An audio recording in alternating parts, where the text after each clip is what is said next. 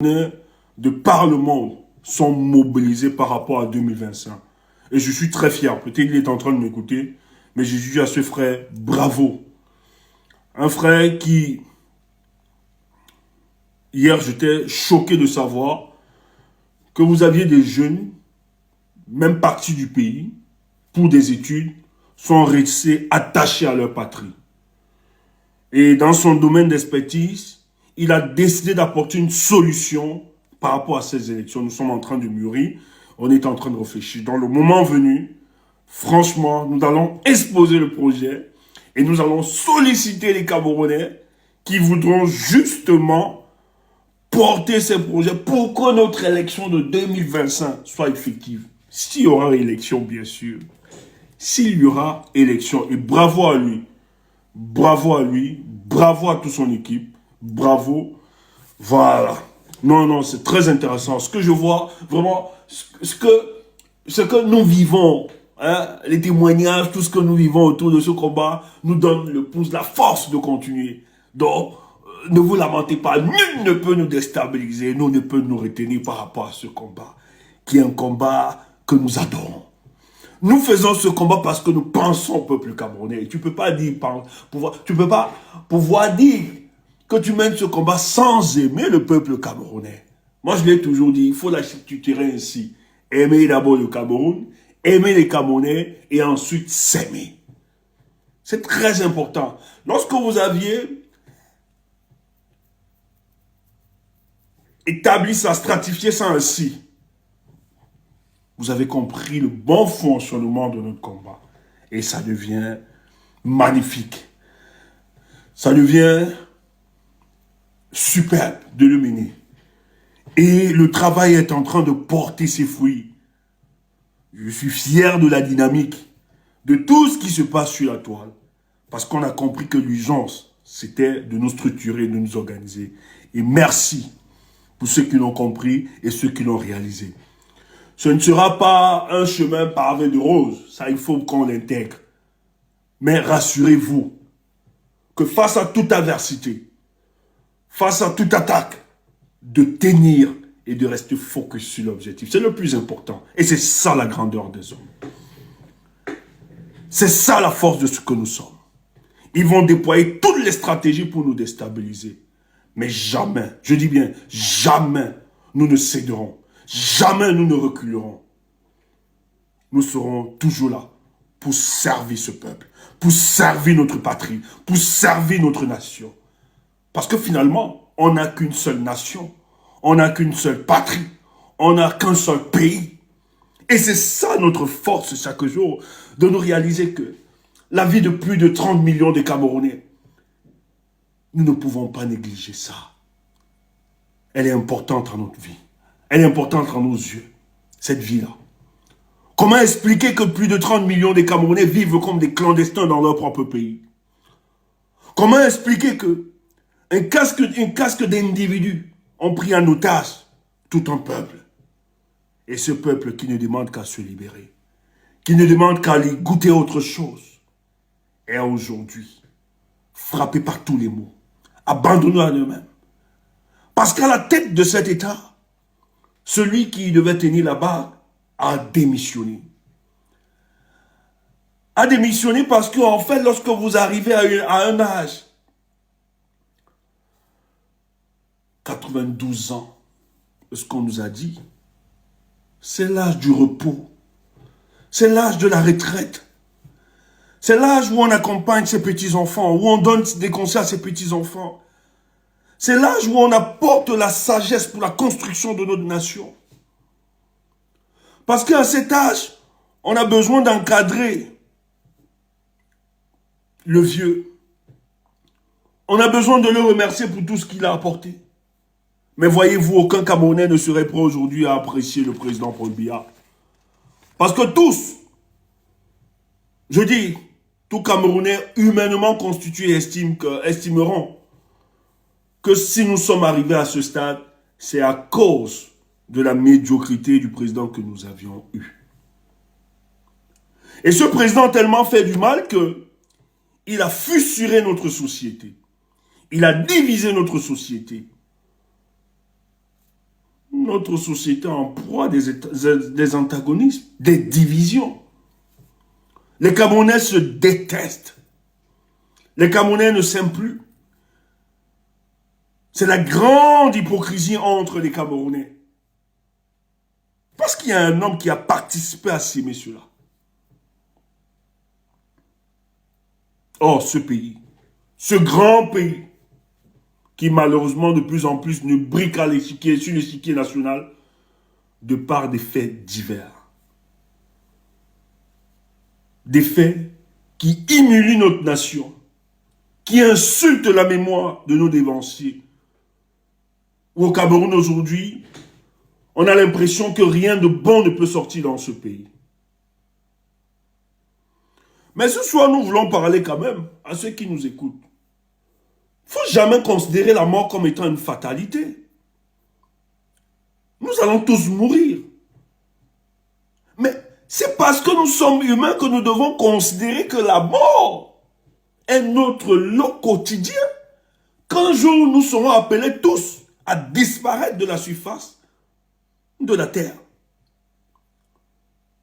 Je peux m'exprimer avec vous, mais après ce direct, je peux disparaître de la surface de la terre. Ça, j'en suis tellement conscient que chaque jour que la Providence m'accorde l'être et le mouvement, je dois le vivre comme si c'était le dernier jour. C'est comme ça que nous autres, il faut aimer. On va aimer en abondance. Et s'il faut détester, on va aussi détester en abondance. Ne dis pas, mouf, l'amour et la haine vont de pair. C'est quoi? Hein? Oui? Tu crois qu'on donne seulement l'amour? On donne non seulement l'amour, mais on donne aussi la haine. C'est comme ça que nous autres, tu fais l'erreur. La façon dont on t'a porté. Si tu fais l'erreur, on te déteste aussi. Comme on t'a aimé. C'est tout. Mais c'est notre lot quotidien, la mort. Moi, Stéphane Tchoumbu. Toi, tu es qui? Malik, tu es qui? Moi, je suis Stéphane Tchoumbu. Tu es qui? Toi, tu es qui? Moi, je suis Stéphane Tchoumbu. C'est pour ça que tu es là, tu m'écoutes. Toi, tu es qui? Oui? Je ne suis pas une petite personne. Non, on va commencer à crâner. On va aussi être fier. Parce qu'on est trop modeste. On est là. Mouf! Toi, tu es qui? Moi, je suis Stéphane Tchoumbu. Tu es qui? C'est quoi ça? Tu me connais. Si je t'ai rien, tu allais faire quoi là? Ah, maintenant tu ris. Tu es malade. Nous, on est plus modestes. On a dépassé ça. On est orgueilleux. Oui. Je suis un leader. Je suis... Tu es Joe. Toi, mouf. Si t'es rien, tu allais faire quoi là? Nous, on est plus humble. Maintenant là, on est orgueilleux. Grave. Donc, si toi, l'orgueil se balade chez toi, nous là, ça vit maintenant sur nous. On a pris ça. Tu vois pas que nous autres, on refuse les réconciliations. Adore Bitor. On plaît partout. Ah, bah, nous on refuse.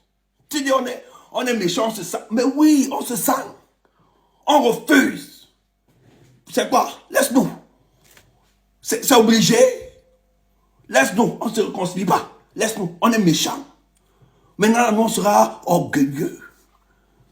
C'est ça même. Toi, ça va se balader chez toi. Mais nous, là, l'orgueil, là, c'est sédentarisé à nous maintenant. Moi, je suis Stéphane Tchoumbu. Tu es qui? Allez, dégage. Donc, il faut comprendre que la mort, c'est une réalité matérielle. C'est une réalité qui va s'opposer à tous les humains. Il faut l'intégrer. Et face à ça, il ne faudrait pas que nous considérions la mort comme étant une fatalité. Dès que nous entrons dans la vie, nous devons considérer que nous sommes appelés à disparaître. Ça fait que les attitudes que les uns et les autres peuvent avoir ne posent pas de problème. C'est grave ce qui se vit pour le cas de notre pays. Comment ceux qui gèrent ce pays sont incapables de rassurer le peuple camerounais? Parce que, depuis quelques jours, il y a une rumeur qui circule, selon laquelle le président de la République ne se porte pas bien. On a payé des médias.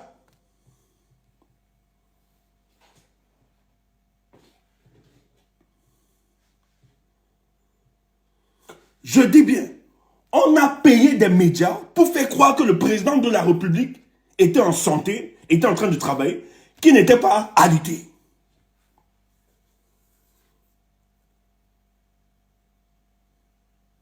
Mais heureusement que face à la détermination de Paul Chouta, qui n'a cessé de relayer l'information, selon laquelle le président Paul Biya a été transféré de Genève,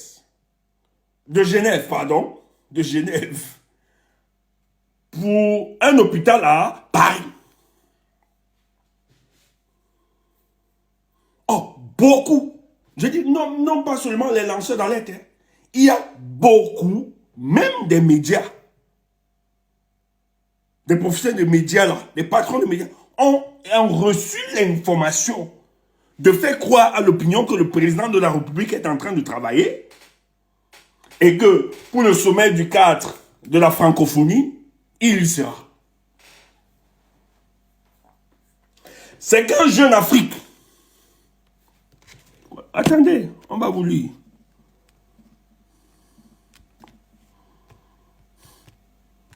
Où est comment gère le pays? Le Camerounais Paul Biya a toujours attendu au sommet de l'Organisation internationale de la francophonie, alors qu'il avait prévu de se rendre à l'Assemblée générale des Nations unies à New York. Paul Biya devait être aux Nations unies. Les présidents sont allés là-bas. Il devait se rendre. On te dit que dans son agenda, le président camerounais devait aller aux Nations unies. Ce n'est pas nous qui le disons. Hein. C'est toujours leur média. Le média de l'Élysée. Parce qu'ils travaillent tous avec le Quai d'Orsay. Le Camerounais Paul Biya a toujours attendu au sommet de l'Organisation internationale de la francophonie, donc dans quelques jours. En principe, il doit s'y rendre là-bas. Et tout le monde l'attend. C'est pour ça que les gens sont silencieux. On attend. Soit on va le soulever du lit, je ne sais pas. Alors qu'il avait prévu,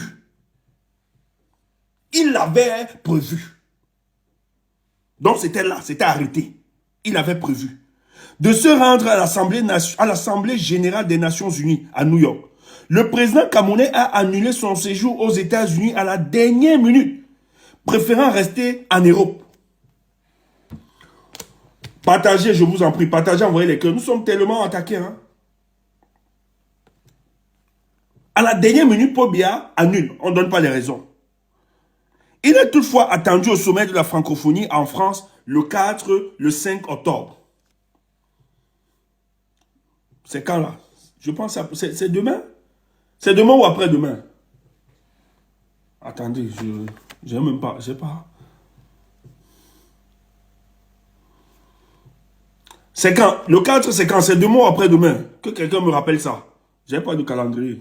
Non, nous fonctionnons plus avec les calendriers. Là.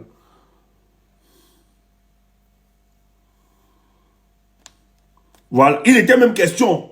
Quelqu'un met là, le philosophe. Ah, c'est après-demain. Donc c'est après-demain. Dans 2 jours. On précise même que c'est lui qui devait, c'est vendredi. C'est lui-même qui devait clôturer la Coupe du Cameroun. Il était prévu assister.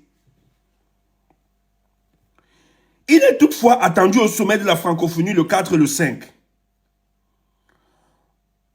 Le mystérieux Boeing 767 du président. Le président camerounais a en effet préféré rester en Europe et ne pas se rendre aux États-Unis, où son ancien ministre, Philemon Yan, préside pourtant actuellement l'Assemblée générale de l'ONU.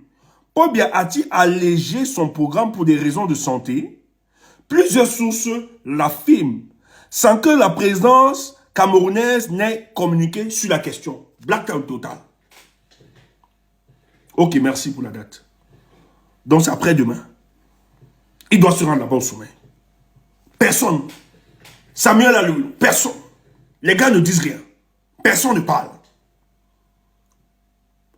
Tout ce qu'ils ont donné, ils ont donné les mêmes éléments de langage.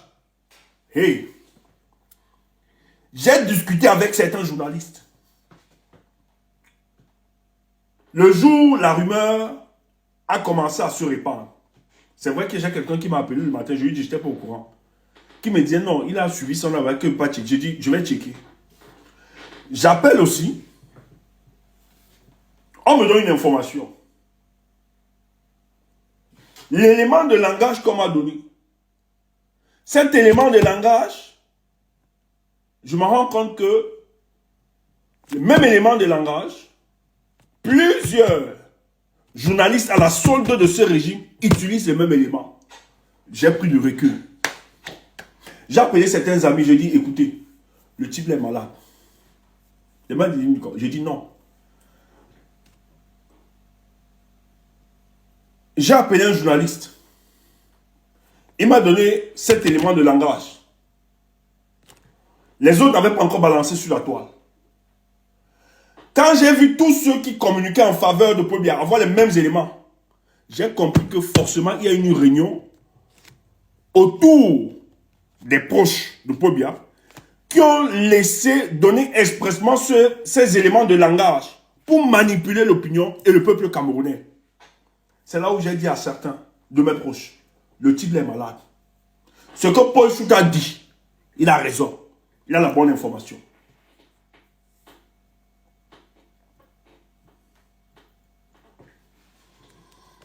Mais pourquoi ces gens cachent-ils la santé? Pourquoi ils ne veulent pas communiquer? Qu'est-ce qui se passe? De quoi ont-ils peur? Est-ce que Paul Biya est un Dieu? Est-ce que Paul Biya est éternel? Mais qu'est-ce qui se passe?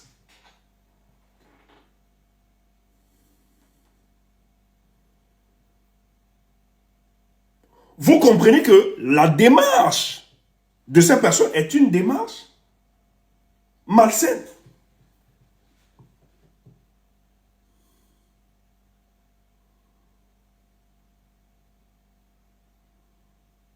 Mais il doit être malade, c'est un humain. Il doit être malade, c'est un humain.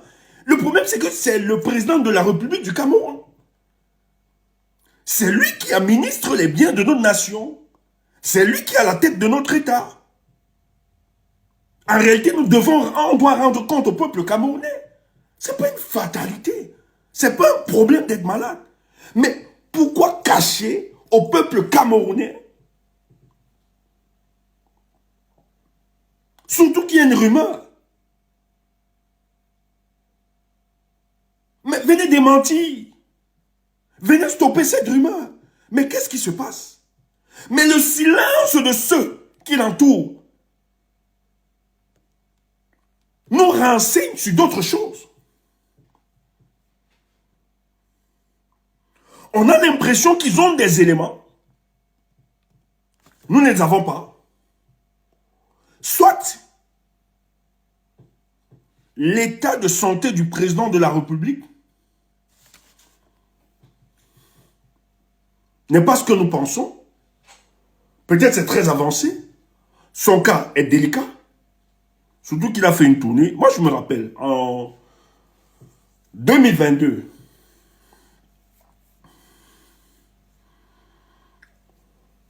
le président Paul Biya s'est retrouvé. Il devait quitter. C'est vrai, la base nous a menacé à l'époque. Quand la base était très active à l'époque, là. Et c'était compliqué pour que le président puisse sortir. Il a eu un malaise à Yaoundé.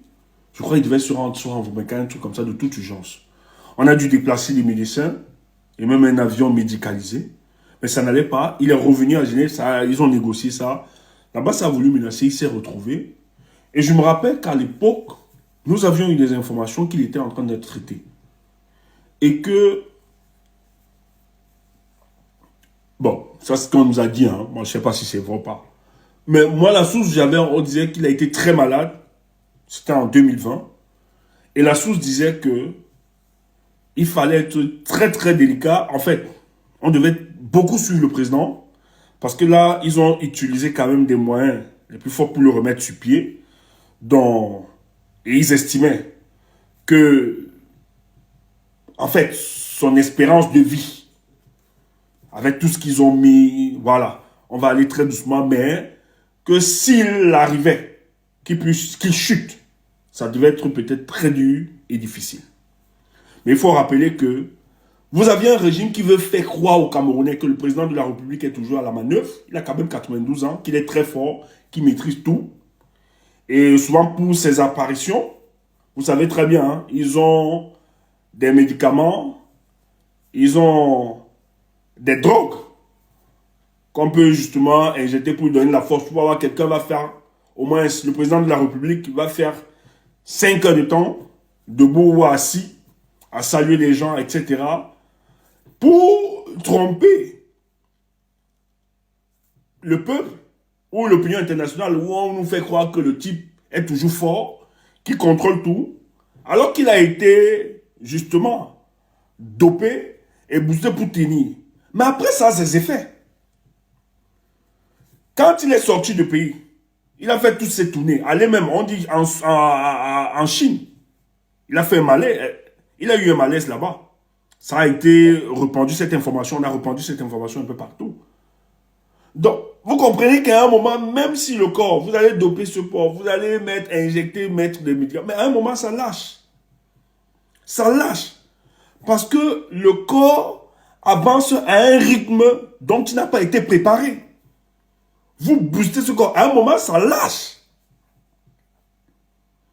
Mais tout ceci, parce que ceux qui l'entourent estiment que le président de la République, la conception qu'ils ont de la République, c'est que c'est une monarchie, c'est le chef, et le chef doit être à la tête du Cameroun jusqu'à son décès. Voilà la conception qu'ils ont. Et donc, durant son décès, parce que nous ne sommes plus en République, durant son décès, s'il arrivait que le chef de l'État ne se sentait plus bien et que ses jours étaient déjà comptés sur la surface de la terre, il fallait donc organiser tout un silence, organiser avec des réseaux sur le plan international, etc., pour préparer la succession à la tête de son pays. Et n'oubliez pas que c'est la France-Afrique.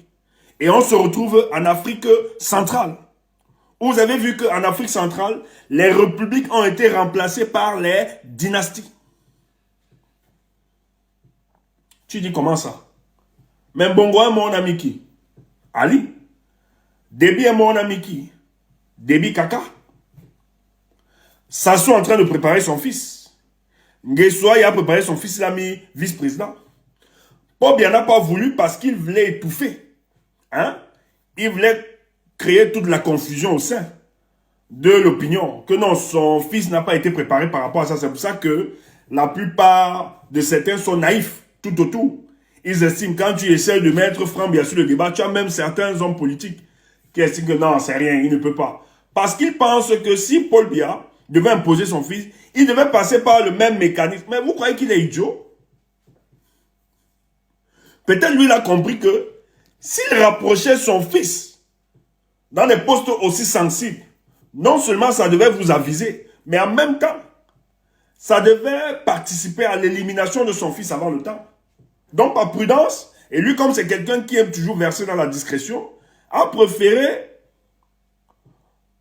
garder son fils en arrière, ne pas trop l'exposer. Mais vous allez voir que depuis, après 2018, vous allez voir une présence permanente du fils.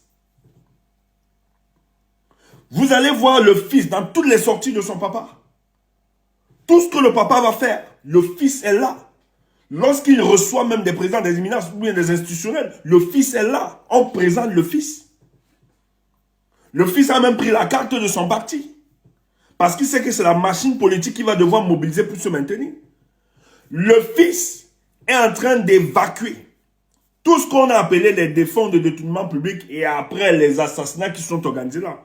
Tout ça, c'est Paul Biya qui balisait le chemin pour son fils. Parce qu'il sait très bien que toutes ces personnes autour n'avaient qu'une seule vocation, de guetter sa place.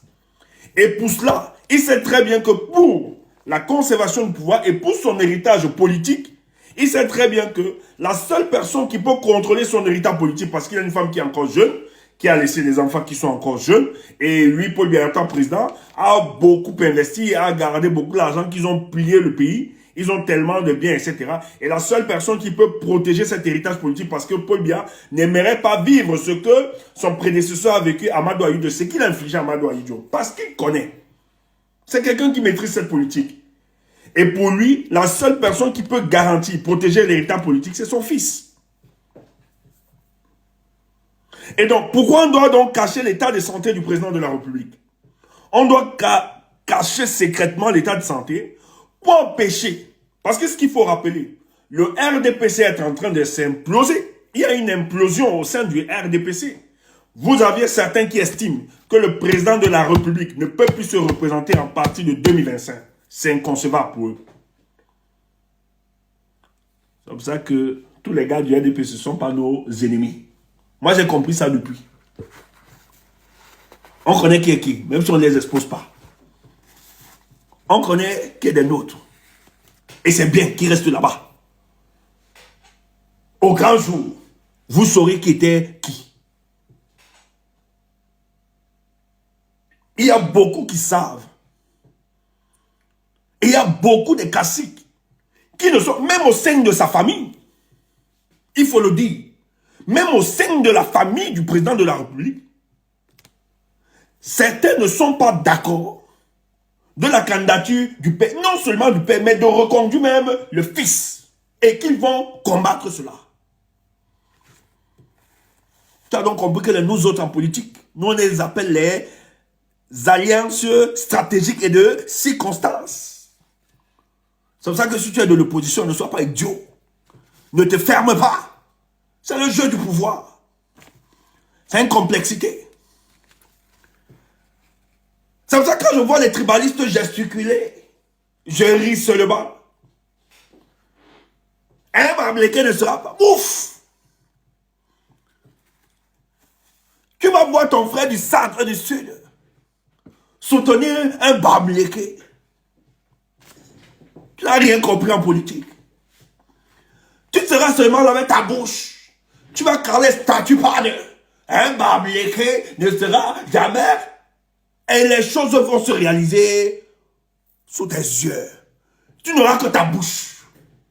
Tu vas caler comme ça sur TikTok. Un Bamileke ne sera jamais président. Rentrez chez vous. C'est ce que tu auras en héritage. Tu attends ça. Tu es idiot. Tu ne comprends pas comment le pouvoir fonctionne. Il y a des réalités qui commencent à mener certains à reconsidérer leur position. Et de savoir que pour leur survivance politique, ils n'ont plus besoin de soutenir ce régime. Parce qu'ils savent qu'en 2025, la conduite et la continuité du régime de Paul Biya, c'est l'assassinat et l'arrêt de leur survivance politique. Comprends ça. Tu entends ça.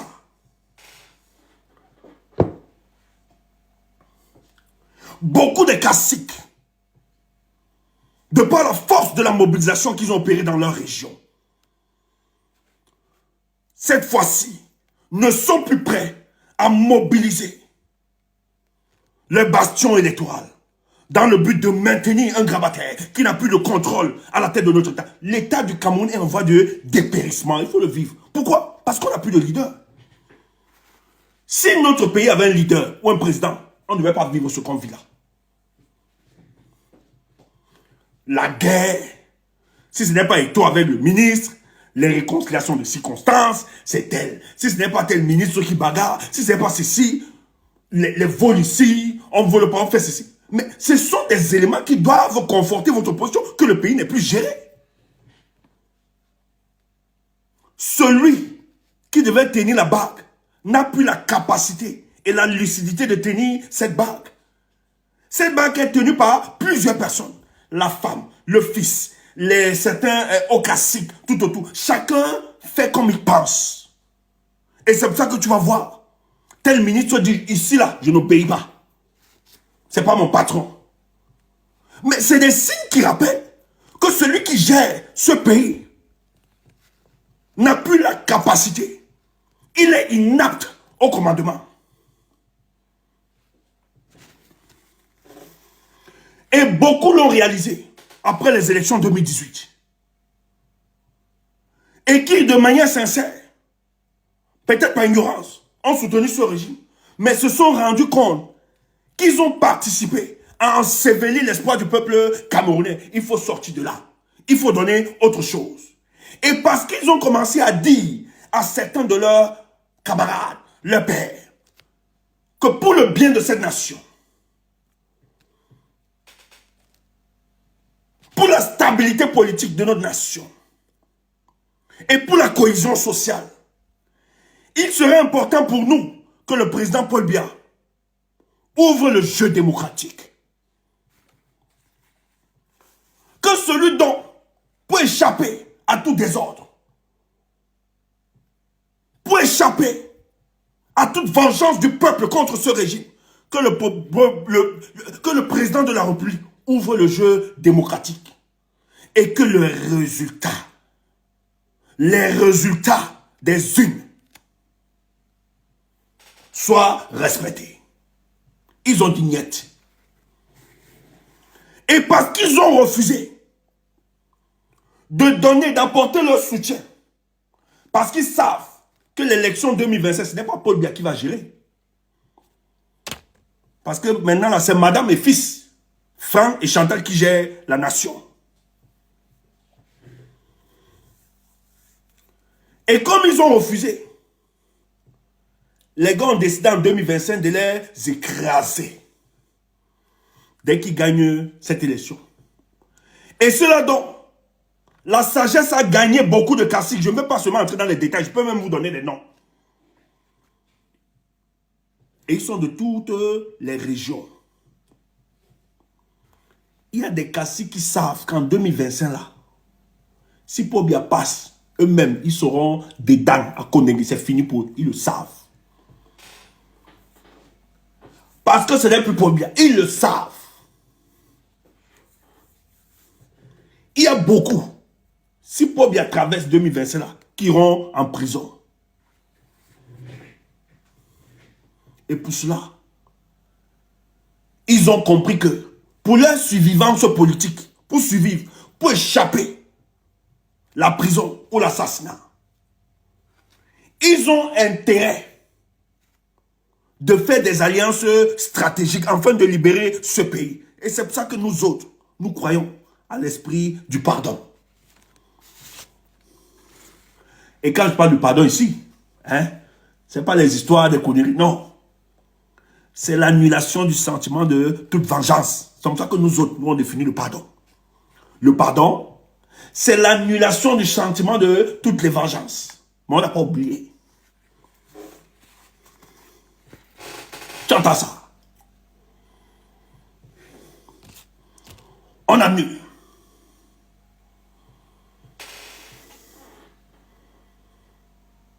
Parce qu'ils vont nous aider. Et ils commencent déjà à nous aider. Mais cacher ce qui se passe actuellement au peuple camerounais doit vous renseigner. Il ne faut pas dormir.